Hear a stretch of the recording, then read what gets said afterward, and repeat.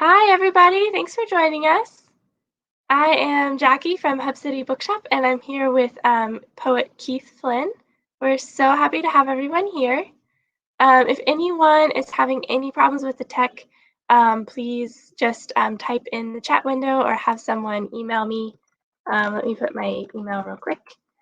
And I'm going to introduce Keith, and he's going to read for us for a little while. And then we're also going to take some questions. So um, just a couple of tech notes. You can ask questions with the Ask a Question button, which is at the bottom of the screen. You can also hit the By the Skin of Meaning button, which will take you to our webpage, which is where we offer signed copies directly from Keith. And then you can also type any comments, nice notes, anything you like in the chat window. I can also take questions from there if you prefer. All right, Keith, thank you for joining us. And let me get your bio real quick. Keith Flynn is the award-winning author of 8 books, including 6 collections of poetry, most recently Colony Collapse Disorder and The Skin of Meaning, which is what we're talking about today, 2 collections of essays entitled The Rhythm Method, Razzmatazz, and Memory, How to Make Your Poetry Swing, and the forthcoming Prosperity Gospel, Portraits of the Great Recession. From 1984 to 1999, he was lyricist and lead singer for the nationally acclaimed rock band, the Crystal Zoo, which produced 3 albums, Swimming Through Lake Erie, Pouch, and the spoken word and music compilation, Nervous Splendor. He is currently touring with a supporting combo, The Holy Men, whose album Live at Diana Wortham Theatre was released in 2011. He is the executive director and producer of the TV show Live at White Rock Hall. I'm going to post a link to that in our little chat window too. And Animal Sounds Productions, both which create collaborations between writers and musicians in video and audio formats. His award-winning poetry and essays have appeared in many journals and anthologies around the world, including the American Literary Review, the Colorado Review, Poetry Wales, 5 Points, Poetry East, the Southern Poetry Anthology, the Poetics of American Song Lyrics, Writer's Chronicle, the Cimarron Review, Rattle, Shenandoah, Word and Witness, 100 Years of North Carolina Poetry, Crazy Horse, and many others. He has been awarded the Sandberg Prize for Poetry, a 2013 North Carolina Literary Fellowship, the ASCAP Emerging Songwriter Prize, the Pominock Poetry Award, and was twice named the Gilbert Chappell Distinguished Poet for North Carolina. Flynn is founder and managing editor of the Asheville Poetry Review, which began publishing in 1994. We are so lucky to have you today, Keith. Thank you so much. Jackie, it's a pleasure to see you. I'm happy to be here. Thank you for that nice introduction. And welcome, everyone. I'm sitting here at White Rock Hall in the studio. You'll notice the sign that's above my head. That's we're sitting in a 100-year-old church that we moved from its previous location, which is a few miles away, and we put it on top of this mountain, and we jacked it up 18 feet. We built a first floor under it, and then we dropped the church down on it, and we are sitting in the second floor in the studio now. And so that want you to please check out the shows that we do. The Live at White Rock Hall, we bring in nationally known authors. We pair them with regional musicians, and then we film the collaborations live. And so there's tons of interviews, live performances, merchandise, and other things there. So please go visit that when you get an opportunity. Live at whiterockhall.com. All right, now that we got that business out of the way, I'm going to start with a poem today. This is from, we're selling The Skin of Meaning, which is my new book of poetry.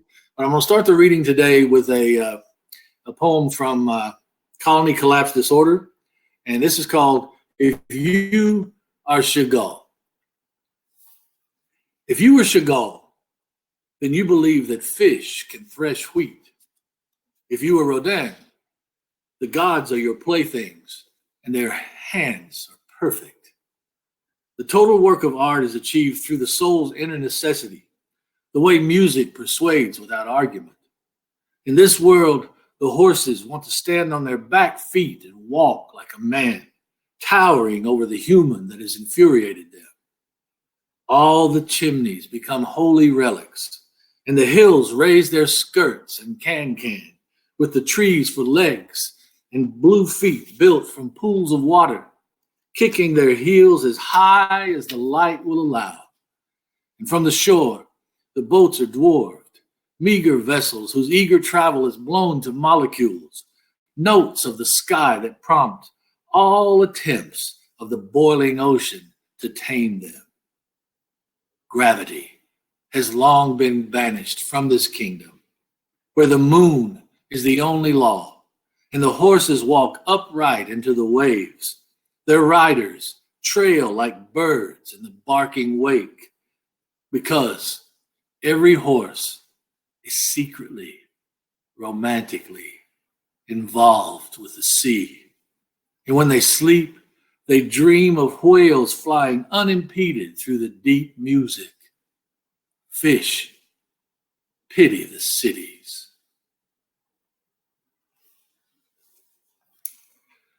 I once took a plane flight from Chicago to New York, and I was accompanied in the seat next to me by one of the most interesting jazz musicians of the past century, a drummer named Paul Motion. Last name is spelled Motin. We talked the whole time. We had a fascinating conversation.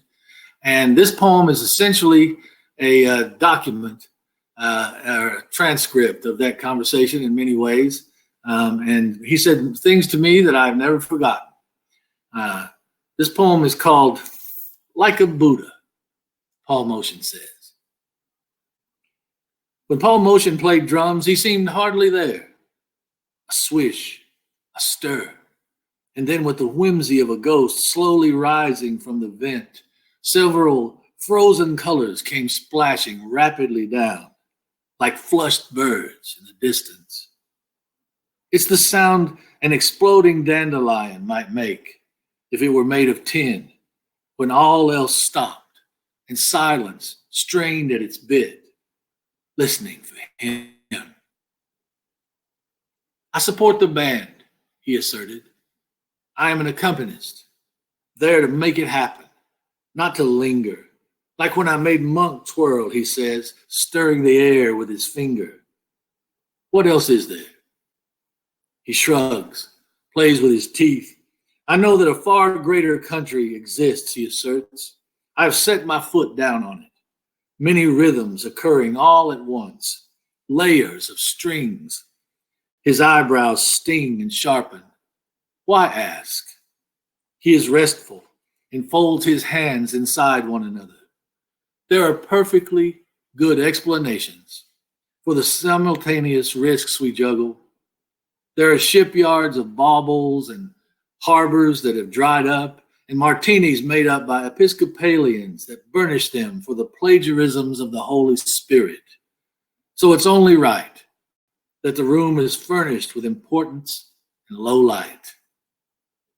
You got to flaunt the groove with flourishes and gentle force, I guess.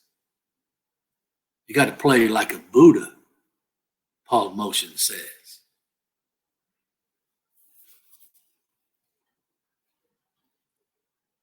I recently lost my father the end of October, and this poem wasn't written in response to my father's death, but it seems to somehow occupy the space that I contemplate it. And the title is taken from a Stanley Kubrick movie that he never made. And it's called Coffin Not Included. I'm going to sing a little piece of blues to get us into the poem. One of these days, and it won't be long, you look for me, Lord, and I'll be gone. I should have quit you, baby,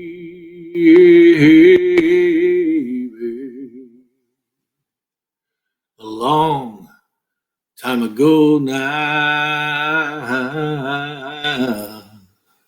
I should have quit you, baby. Oh,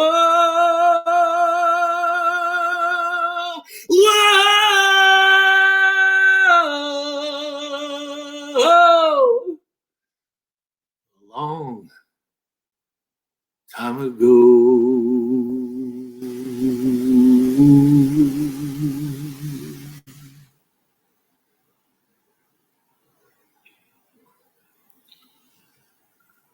Gradually, the world shuts you out. Your plum skin dapples and craters, effectively exhausted by holding back the waterfall that is a human being. There is no getting used to sorrow. Every encounter, like the rungs of a ladder, lap higher and harder until the rails turn to eels in your hands and escape as ropes of smoke, weary of the body and its constant demands. The walls between this world and the next are leaky as an old rowboat. Heated commerce passes between them, a musical wind. Ribs of distress wound into our bones like ghosts. Music can pass for conversation, says things not entirely human, beyond the realm of words. Notes hanging on their wires like unruffled birds. How we are usually complicit in the things we complain about, and yet we have so little control over what we create. Music makes me do just what it wants me to. Furry arroyos, full of cactus shadows, know that among the holies, there is more than one ghost.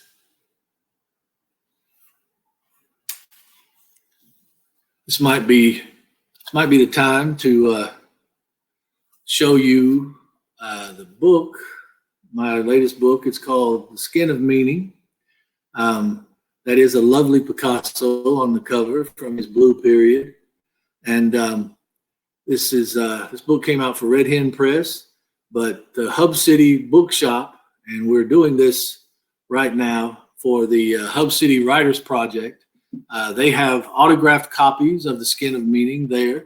And if you will go down to the little green button underneath the screen where you're watching me right now, you can click on that and you can order an autographed copy of The Skin of Meaning. Again, that's what it looks like. And I'm going to be reading most of the poems tonight from that book. Also, I'm going to do a couple of short poems right now. I had an accident a few years ago where in a fire and caught my leg on fire, which eventually sort of engulfed me. I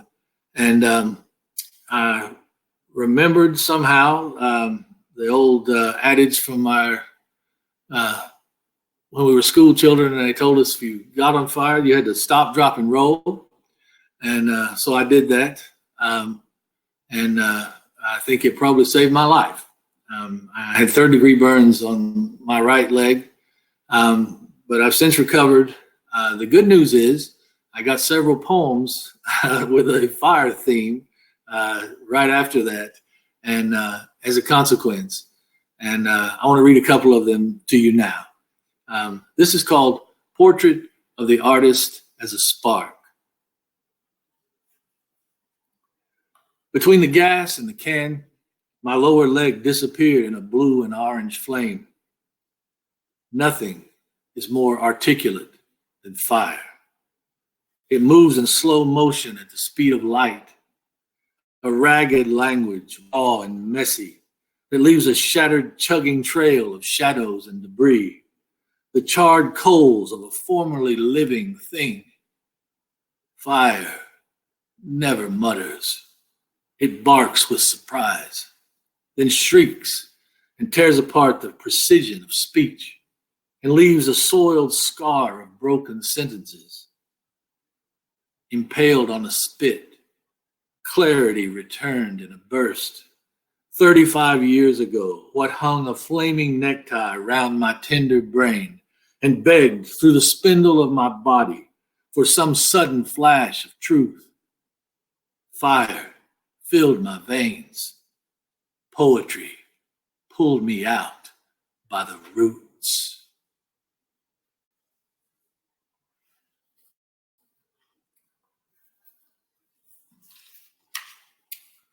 This is a poem that, since this book came out, has gotten a good bit of attention from people, and so I'm going to read it for you tonight. In the 19th century, in many places, there was on stages and opera houses and theaters, there was the lights came from an intensely bright light that was incandescent calcium oxide. And so there was these open flames at the base of the stage. And so many times when, and it bathed the stage in this sort of weird lime-colored glow. And so folks that were singing or performing in an opera or were dancing would go to toward the front of the stage, towards the light, to be able to be seen better. And they became known as being in the limelight.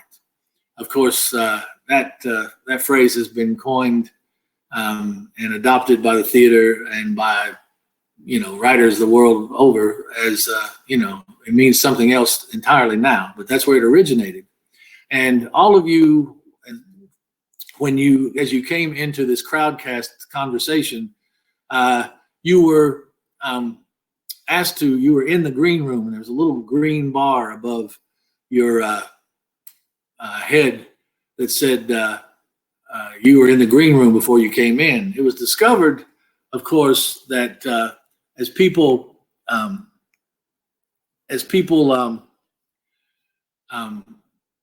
were on the stage and they were performing, after the fact, when they were performing, one of the things they found that would, because the light was so bright on the stage, one of the things that would actually cool their eyesight and allow them to see better is they would go back into these emerald green rooms and sit between performances or before performances after the initial rehearsals, and that was called the green room. And so, for many years I was in a rock band, and we would be sitting in the green room before we went on stage. And that also was adopted by theaters the world over, being in the green room or being in the limelight. And unfortunately for those particularly dancers or ballerinas, their costumes were made of highly flammable, almost tissue paper, and their little tutus, if they got too close to the flames in the front, would catch on fire. Sometimes if a ballerina caught on fire like that, the other performers would rush up to try to put the flames out, and as a consequence, all of them would catch on fire. And this became a hazard. In some ways, being a ballerina in the 19th century was a little bit like being a Formula One driver in the 50s. You took your life in your hands by doing so. And one of the most famous of these was dancing in Madame Butterfly. Her name was Emma Livry, Livry, who caught on fire and eventually succumbed to her wounds. This poem is called Le Papillon. This is not the righteous blue flame that engulfs the monk, or the sherbet agent of invisible acid dropped by the barrel on the naked children of starving villages in South Vietnam.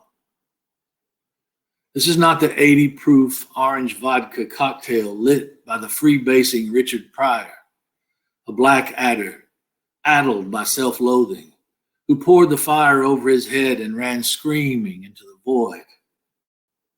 This is not the match strike under the cooking spoonful, any more than it is the convulsive propulsion shivering into massive tendrils that annihilate the bloated Hindenburg in an avalanche of star-like implosion, a fire that blotted out a flying cathedral between its fingers. No.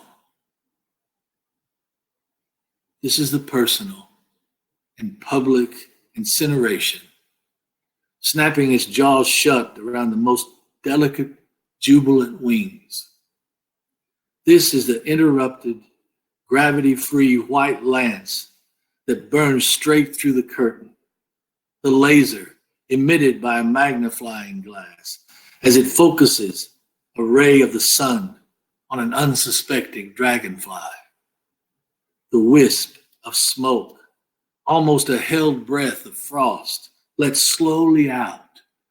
Then the shards, red and jagged, slicing through the tutu's layers and igniting them, delicate as tissue paper, sticking to the ballerina's hips as she twisted away from the guilty footlights and swarmed into the backstage. 1,000 ingots of red and lavender knives exploding around her supple hands and shoulders, a galaxy of bees hiving her, a flare, a comet, and finally a nest of ash, hoping to hold together in the wind.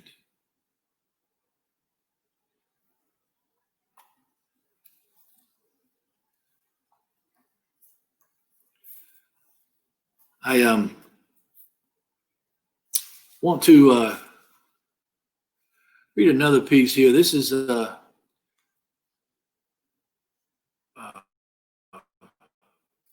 poem. This is an Appalachian poem in a strange way, but it feels to me like it's larger than that. You know that the Appalachian Mountains extend from Georgia up all the way up into Pennsylvania, into lower New York City. New York State. And so that's a long, long way for folks to consider themselves Appalachian. And there's a myriad amount of cultures ensconced in those mountains. This is called Blue Mountain Panorama. I craned my head and listened hard. The blues were speaking. 2,500 feet up Mount Ararat, riding the Lincoln Highway, where the homespun Allegheny Mountains meet the nonlinear patchwork knobs of the spent Pennsylvania Appalachia.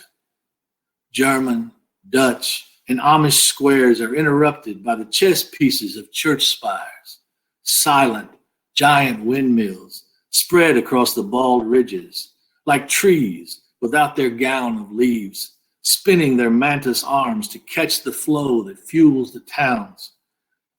I remembered dragging planks up the thick midsection of the old Fraser pine, and I built a 5-story landing that allowed me to watch the world unroll down the valley, and piling hardened cow dung clods for games of war in the rotting barn. Barbed wire caught my sister once, biting her wrist to the bone, and I knew the blues had spoken. The dirt roads were sprayed with oil to keep the dust down. The naked gourds were broken during pumpkin season, and a juvenile coon riveted a softball-sized ornament on his snout. So eager was he to get at the sweet meat. So much peace, it seems. But since the sun went dim, nothing keeps the gold plague from approaching, and the blues have spoken. The deer population has exploded, and the resulting collisions with motorists have strewn corpses all along the road's shoulders. Lazy buzzards ride the wind thermals and circle like fixed gray drones. Inside Tuscarora Mountain, the tunnels are sheer behind the neighboring cliffs, and its inhabitants conduct their unseen commerce, coiled tight as a nautilus, and their hidden industry enables the rise of the chattering countryside. Their children get the honey, and the rest have grown pallid, with violet lips, and they gather together by the river to hear the governor give the news. The blues have spoken, he tells them. And in Newville, where the heart of the Cumberland Valley has begun to fray, the police produce improved tasers and practice on targets that bear our likeness. And in this spreading world, the mountain removal has begun, just a little off the top, say the banker's sons, and distant wisps grow into solid, smoldering columns of mellifluous destruction, where the last languid strains of smoke have broken loose and the blues have spoken.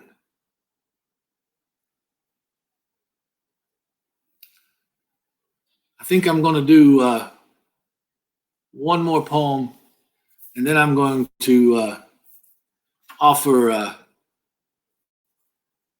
open this up for questions for you guys. And we'll also talk about anything you like. You can ask any questions you like.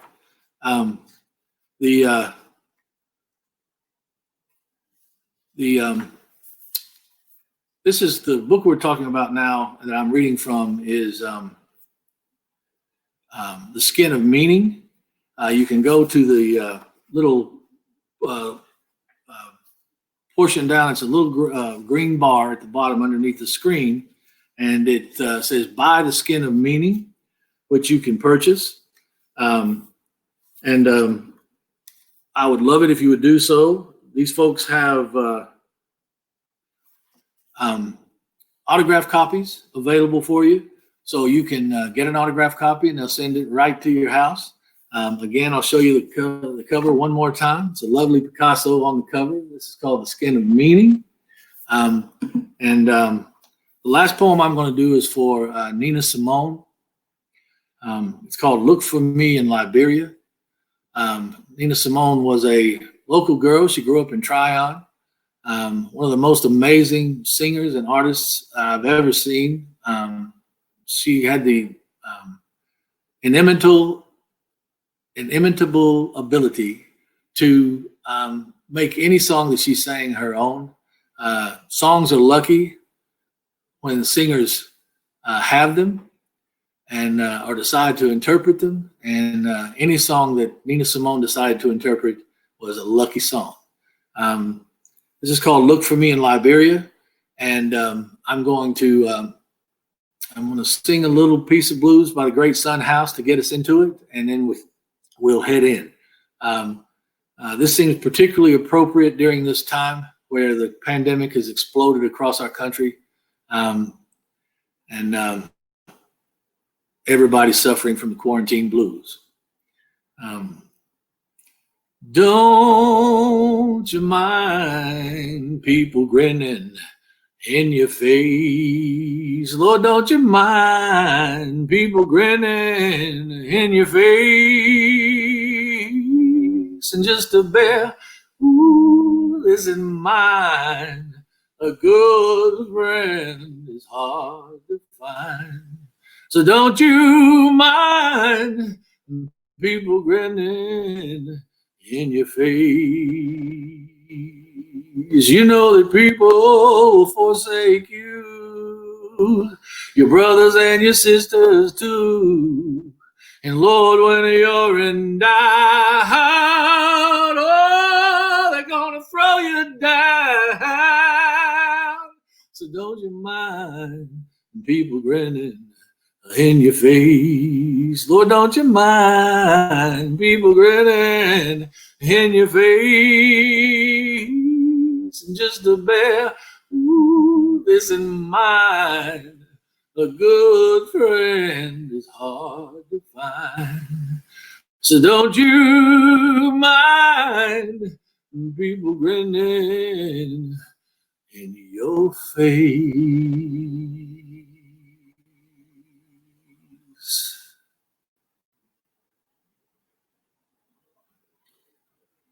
What may come when I sing? Sometimes my voice is gravel. Sometimes it's coffee and cream. I splintered, ingested, and embraced Bach.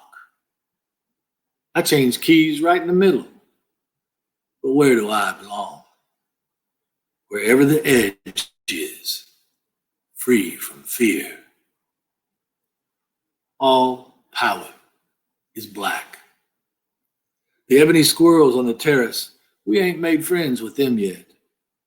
And the velvet wallpaper makes the bathroom feel more blue. I've got diamonds pasted on my eyelids and on my eyebrows and on the balcony of my face. And I walk out on the stage, and I know that the fugue and counterpoint makes a high priestess soul sound so sophisticated. And if they can't learn to listen to me, I'll quit. Fuck it. Some dumbass bitch in the audience is sweating me, and I look at her and I say, I've swallowed the storm. I'll not be rode.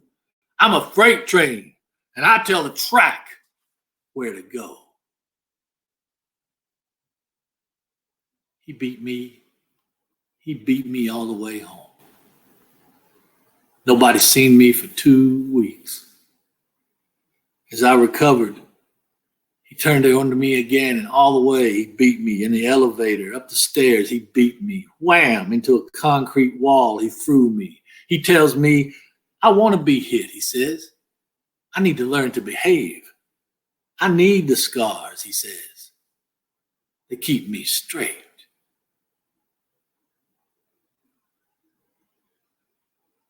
Everybody knows about Mississippi. Children's brains are scattered in the sanctuary in Birmingham. And the bull down there has got me so upset. There are bombs going off in my brain. I got Selma in my nightgown. God damn Mississippi, I say. And Daddy says I'm sidetracked.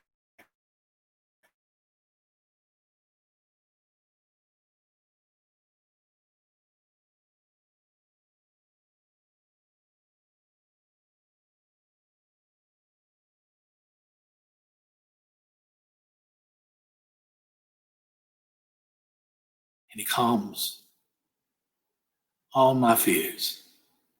And he's squeezing me.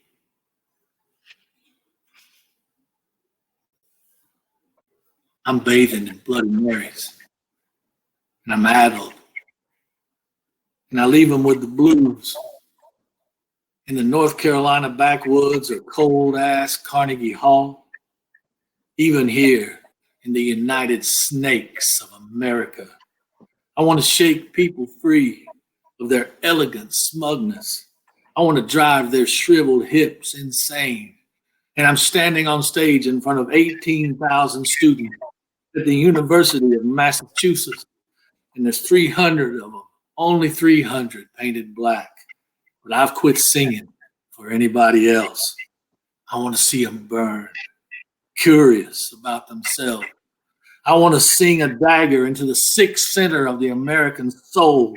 I want to cut the twisted tail off the world's largest hog.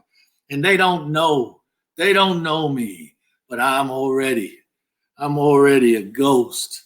And the wailing has descended, and my body is filled with backbone howls.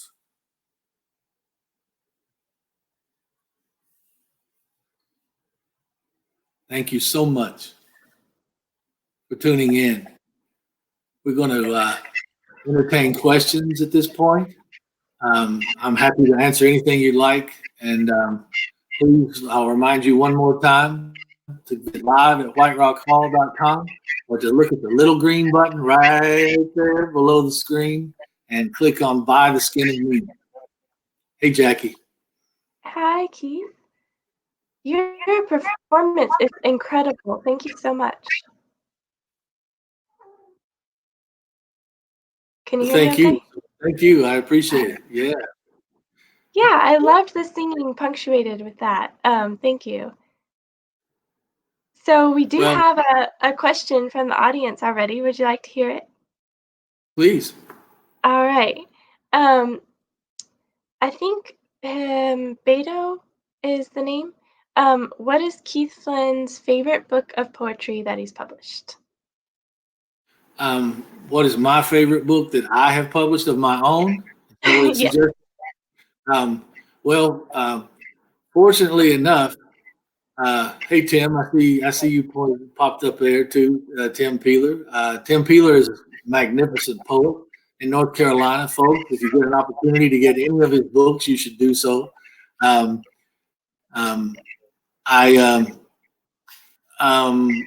Knuckle Bear, by the way, is my favorite Tim Peeler book.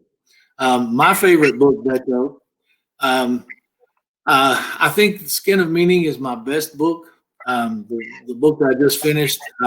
You have to hope as a writer that you're consistently getting better all the time. Poets get so little compensation for the tremendous amount of work that they actually put in, that if you're not getting better all the time, I don't know what you would do. You have to feel like your next book is going to be your best book.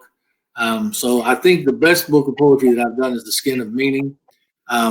Some people still love The Golden Ratio, which Beto actually designed the cover for and did the layout. So in some ways, he's baiting me to try to get me to say that one of the books that he designed is one of my favorite books.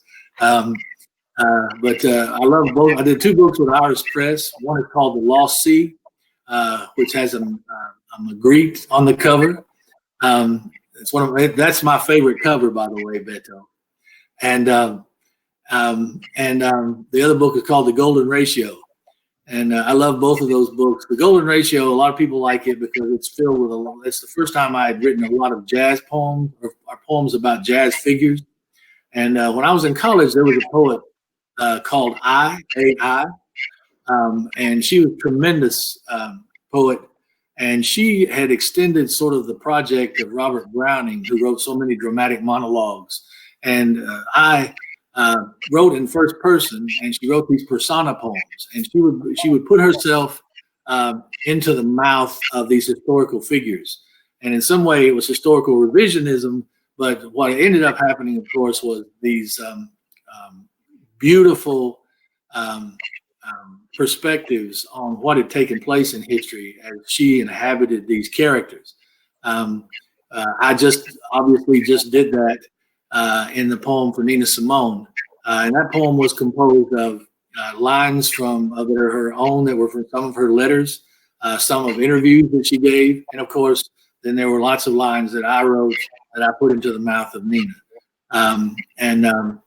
So I learned that from the great poet A.I. You should check out her books as well. And also, the book of mine, The Golden Ratio, has several poems in there with musicians. And that's the first time I began to think about trying to inhabit those characters myself. Thank you, Keith. We have another question popped up from, we also, as a side note, have Beto has given us a great testimonial for Skin of Meaning. Says it's a lovely book that he read. Another question, this user doesn't have a name listed, but do you think in terms of texture when you're writing, Keith, and when you speak, a spectrum of textures are conjured in his mind? Well, that's an interesting question. That's probably a poem. That's probably a question that only a poet could ask. I think of poetry as a long piece of hungry momentum that flies headlong down the page, and that momentum should flow with authority, and it should admit no impediments. And anywhere there are impediments, anywhere in that flow, then it obstructs the music. I think poetry and music are kissing cousins. Rhythm is the thing in a poem. The musicality of a poem is what finds its way into the reader's subconscious and lodges there. That's what makes us fall in love with a poem. I think poems are made of words, not ideas. Ideas come from the words, but words a poem is built from those singular building blocks and those thousands and thousands of individual decisions. A lot of times what will obstruct the flow in a poem is something that's either psychological or technical. If it's a technical impediment, those are easy to figure out because the language has certain rules that we have to follow. But if it's psychological impediment, those, especially for younger writers, are the hardest to eradicate because we fall in love with certain ideas and we think we have to share them with the world, whether they're they've happened before or not. So Theodore Retzke said that every single line in a poem should approach the level of a poem itself. That is a tremendous target to shoot at, almost impossible. But what it does allow you to do is it allows the great art of condensation, the ability to edit. You compose in a flood and you edit in a trickle. And when you get down to the editing process and you begin to examine every single word for its worth, every single verb for its action, um, every single image for its resonance, then you slowly but surely begin to put a poem together based on its sonic architecture. Poetry is language with a shape, and finding that shape sometimes takes a long time to develop. The Buddha said, learning to listen may take 1,000 years, but uh, the page is a cold bed, and poetry has to live in the air. I love that. Our question asker just clarified he's a visual artist, Ken Katara, and was thinking about the optic and haptic while you were reading. Well, Ken, it's great to see you, brother. Thank you for joining me tonight. Ken is a friend of mine, and he's a spectacular artist. It seems like that everybody that's joined us today is either a poet, an artist, or a editor, or a publisher. That's it's great to have you all here. You should look up Ken Katara's work. His name is spelled KennKotara. He's a spectacular artist. And Dr. Williams, Dr. William Carlos Williams said that there are no ideas but in things. And by that, he meant that the image is one of the most important things that can happen in a poem. And it can sometimes be the column in the middle of a room that all the action revolves around. And there's sometimes a singular piece like that. As a matter of fact, Ken, you're making me think of something that I should do. I'm going to read a short poem, if I can, and it will actually illustrate what I'm talking about. This poem is called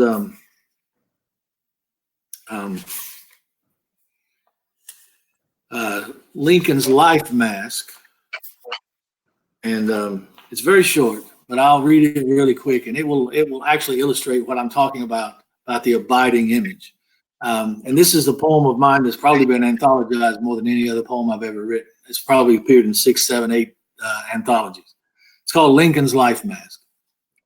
Who would guess 150 years hence that visitors would line up to look you in the eye, staring face to face with Lincoln, that square Midwestern Clint Eastwood chin, every profile from the right except two, his first campaign poster, and the cartoon of his assassination, shanghaied from behind by Booth.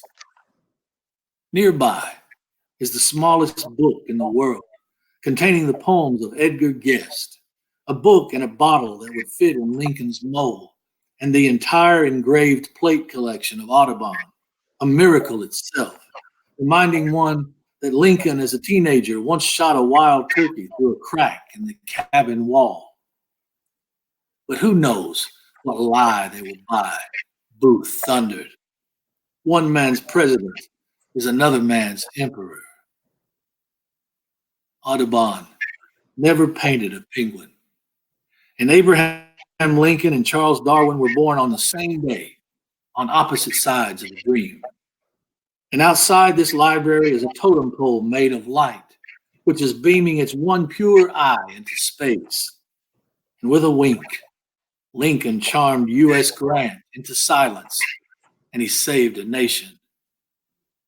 And Charles Darwin stood up, staring God down, both refusing to blink.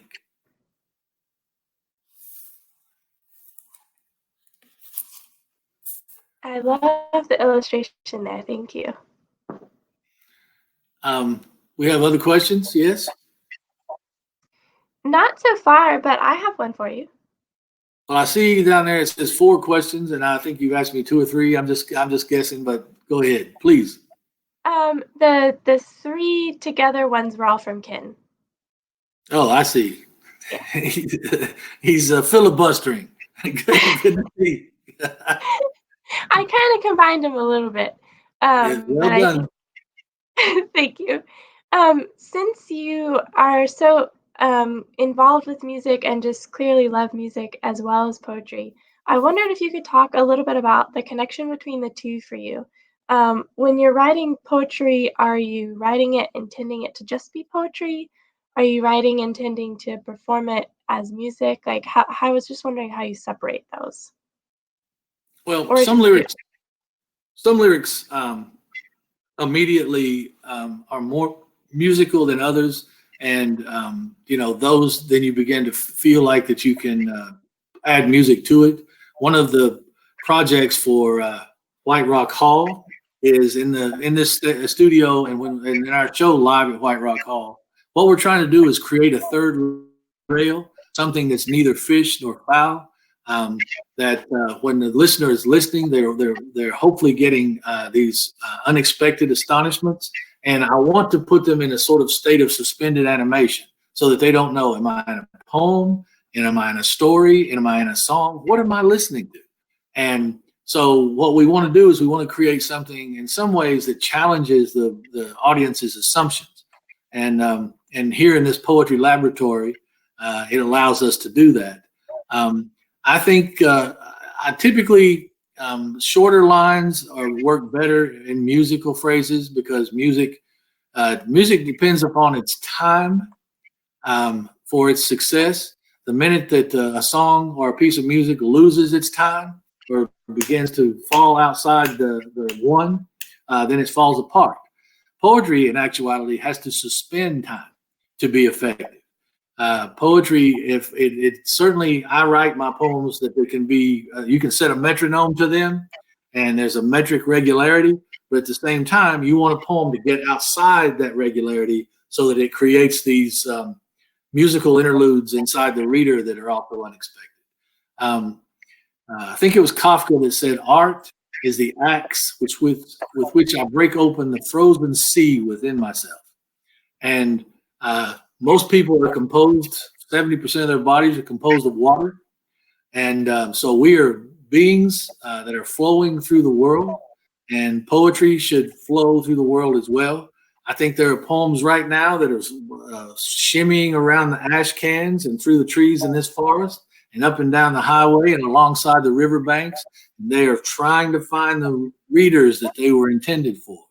And they enter that reader's, the redemption, the force of the redemption in their consciousness through the music. It speaks to people through music, and then the ideas get lodged in their imagination. Does that make sense? I love that. That was very poetic sounding as well. Your description. I would love it if the audience had more questions. We have a few minutes left. Um, I was going to ask you if the way you edit when you were talking about, since you started the Asheville Poetry Review, you do a lot of editing of poetry as well. When you edit your own poetry, do you read it out loud, or do you do it all on the page? Well, you heard me talk a minute ago about, I think I used the phrase compose in a flood and edit in a trickle. Yes. And the act of making poetry is an act of love. There's no other way that you can think of it. You don't write poetry because you expect compensation. You don't write poetry for an audience, even though at this point, I think I have a fan base after 30 years of, having a band and 30 years of editing a literary journal and writing all these books. But at the same time, there's no expectation that the audience has that I'm going to do one thing or the other, no matter how many books I create. And you can't write for them. So what you have to do is, Thoreau said, sound brings us to our senses. And so what we're trying to do is we're trying to create something that is has a specific and meticulous sonic architecture. And you find that meticulous sonic architecture by, for myself, when I think I've finished a poem and I think I've done everything I can do to it, I've fashioned it in stanzas. I have done all the line breaks. I have examined every single verb try to get a more active than a passive tone. Then I start at the head of the poem and I go line by line. I take the first line and I read the poem as if it didn't exist.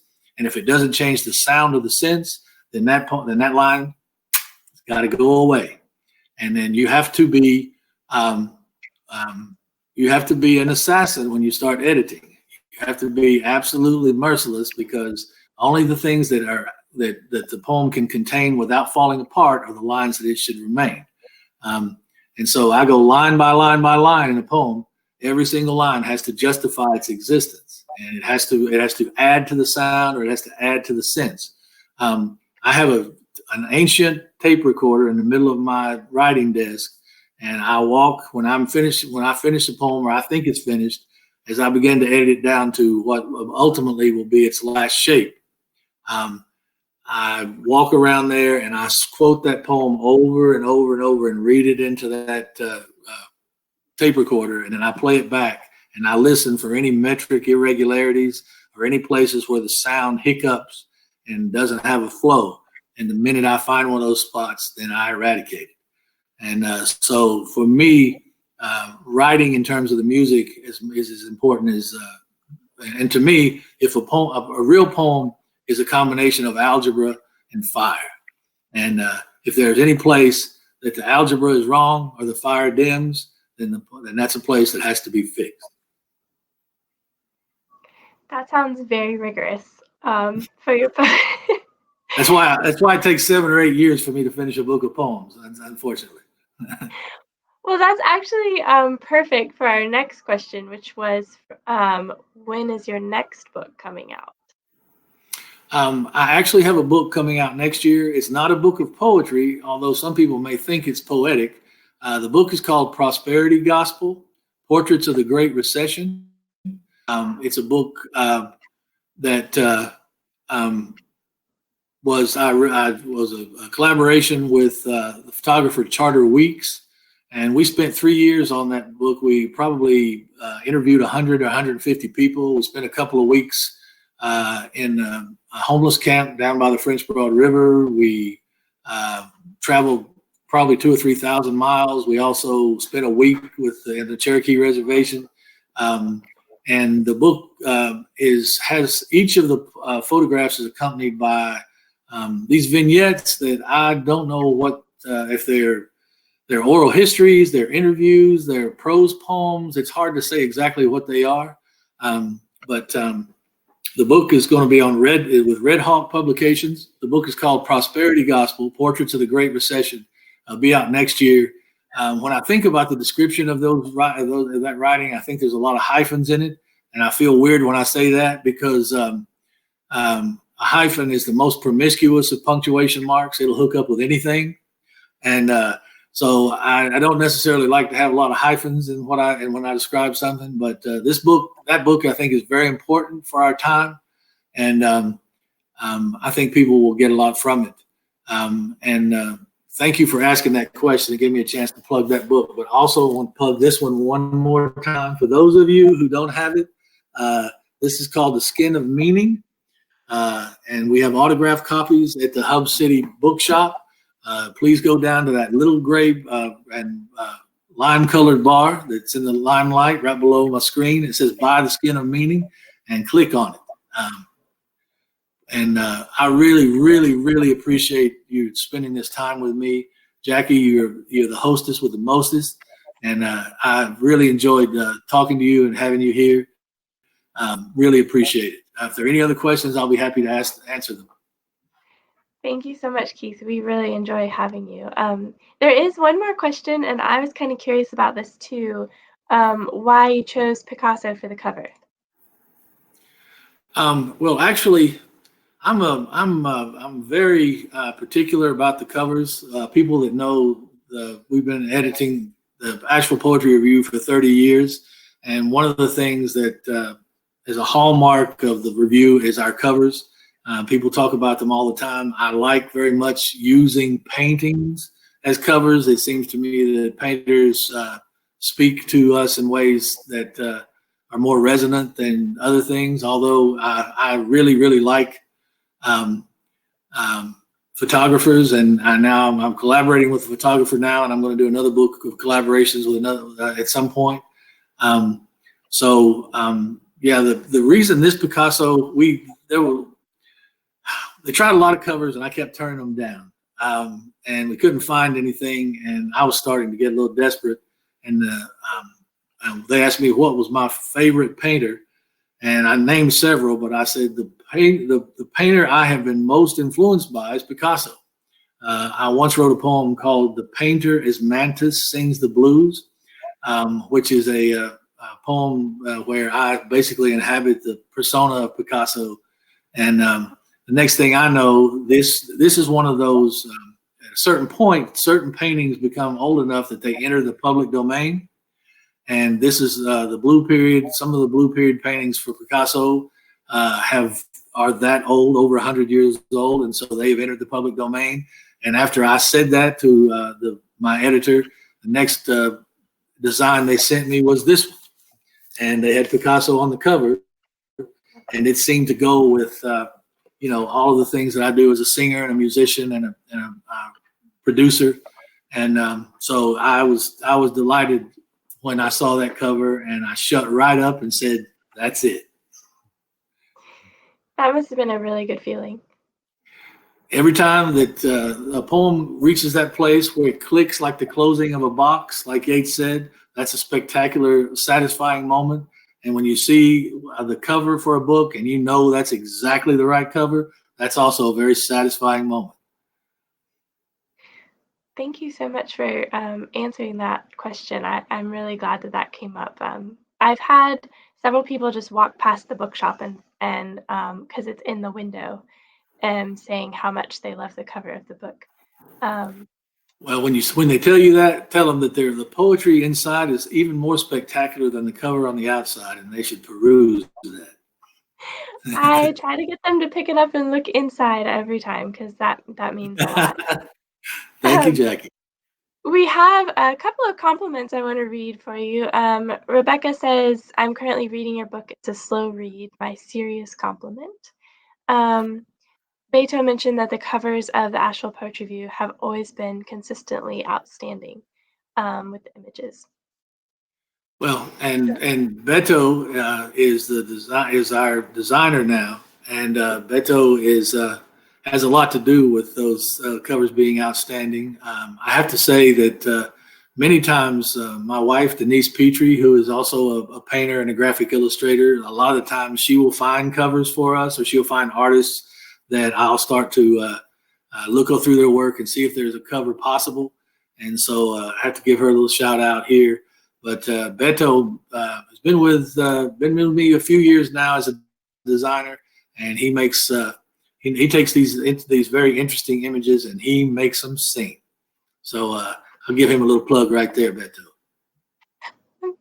Well, thank you for all the lovely comments and questions we've had from the audience. And I think that puts us right about time to go. But the book, again, is available at Hub City, and Keith has graciously signed these copies and sent them to us.